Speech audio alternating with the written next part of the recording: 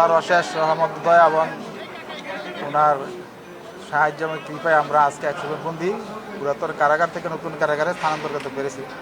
এই জন্য সমস্ত আইন শৃঙ্খলা বাহিনীর যারা আমাদেরকে সহযোগিতা করছেন, প্রশাসনের সকলকে ধন্যবাদ জানাই। আমার আইজি মহোদয়কে, আমার 3 এডিশনাল আইজি মহোদয়কে, ডিআইজি মহোদয়কে আমি ধন্যবাদ জানাই। তারা সার্বিক সহযোগিতা করেছেন এবং ডিস্ট্রিক্ট ম্যাজিস্ট্রেট স্যারকে অসংখ্য অসংখ্য ধন্যবাদ।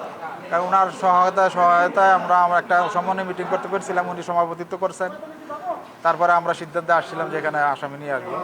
তারই ধারাবাহিকে আজকের কাজটা সম্পূর্ণ হলো, আল্লাহর কাছে কৃতজ্ঞতা স্বীকার করছি। আর যারা সহায়তা করেছেন সকলকে আন্তরিক ধন্যবাদ। পুরাতন কারাগারের আসলে ধারণ ক্ষমতা 678, তাই তুলনায় আজকে 1493 বন্দী আছে। স্বাভাবিক কারণে বন্দী বেশি, তাদের জায়গা সংকুলন হচ্ছে না। আর এইখানে ধারণ ক্ষমতা হলো 2000, আবার প্রস্তাবিত আর আছে 2000, তার মানে 4000, ভবিষ্যতে 4000 বন্দী রাখার ব্যবস্থা করা হবে। বর্তমানে 2000 বন্দী আছে। আমার ভিতর বাইরে স্থাপন আছে প্রায় 57টি। এর মধ্যে বন্দীদের জন্য থাকার জায়গা আছে 11টা স্থাপন আছে। এখানে বন্দীদের জন্য আধুনিক হাসপাতাল আছে। হাসপাতাল ওই কারাগার আছে, কিন্তু এই কারাগারে এক্সরে বিষয়টা আছে, এসিজি বিষয় আছে, ল্যাব আছে, এগুলো আছে। তারপরে বন্দীরা আপনার খোলামেলা পরিবেশে থাকতে পারবে, জায়গা বেশি। পুরাতন কারাগারটা হলো 5.5 একর, 5.71, আর এটা হলো 30 একর জায়গা। আর ওনার পুরাতন কারাগারের ভিতরে 3.68 একর, আর এটার ভিতরেই প্রায় 15 একর জায়গা। স্বাভাবিক বুঝতে পারতেছেন যে এখানের জায়গার পরিসরটা অনেক বেশি।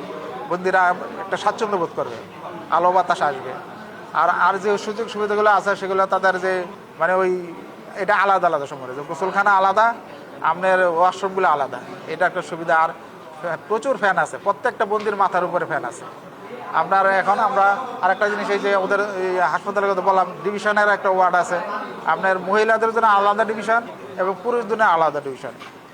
পুরুষ কিশোরীদের জন্য আলাদা, মহিলা কিশোরদের জন্য আলাদা, মহিলাদের জন্য আলাদা চিকিৎসারও আমার এমআই ইউনিট আছে।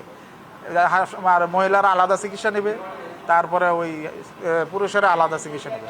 রান্নার ব্যবস্থা আলাদা আলাদা, মহিলাদের আলাদা রান্নার ব্যবস্থা আছে, কিন্তু অন্য কারাগারে কিন্তু নাই। মহিলা কারাগার কেন্দ্রীয় কাশিমপুর ছাড়া অন্য কারাগার এগুলো নাই। আর এখানে আপনার হাসপাতালে রান্না আলাদা হবে, ডিভিশনের আলাদা রান্না হবে। এক এলাকার বন্দি আরেক এলাকায় যেতে পারবে না, সেগ্রিগেশন দেওয়া আছে সব। আর এখানে আরেকটা বড় হইলো, সবচেয়ে বড় যেটা, এখানে ফাঁসির মঞ্চ আছে একটু মানে এটা চতুর্দিক দিয়ে ঘেরাও আছে, সুরক্ষিত। এবং অন্যান্য জায়গায় আমাদের ফাঁসির মঞ্চগুলো থাকে উন্মুক্ত, কিন্তু এই কারাগারে আপনার ফাঁসির মঞ্চ আপনার একবারে সুন্দর করে একটা চতুর্দিকে ঘেরাও করে এটা তৈরি করা হয়েছে। এটা দেখতে খুবই সুন্দর দেখা যায়। আর আমাদের কারারক্ষীর জন্য সুবিধা হলো ওদের জন্য আমাদের আলাদা হাসপাতালের ব্যবস্থা আছে, এবং কারারক্ষী থাকা ব্যারাকের ব্যবস্থা, 300 জন কারারক্ষী আবাসনের ব্যবস্থা আছে। তাদের ছেলেমেয়েদের পড়াশোনার জন্য স্কুল আছে।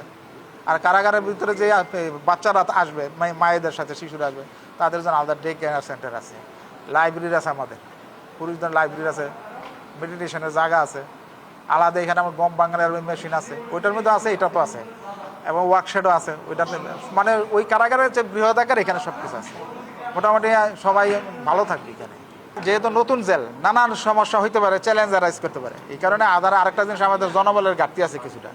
আমরা যেই জনবল আছে, এই জনবল যে আমরা ফুল ফ্লেজ এটা আমরা চালাতে পারবো না।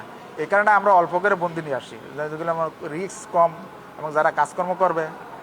আগে জেলটারে আমার বাসযোগ্য করতে হবে, কারণ নতুন নির্মাণ হয়েছে, অনেক নির্মাণ সামগ্রী পড়ে আছে, এদিকে সেদিকে আগাছা সাফ করা হবে।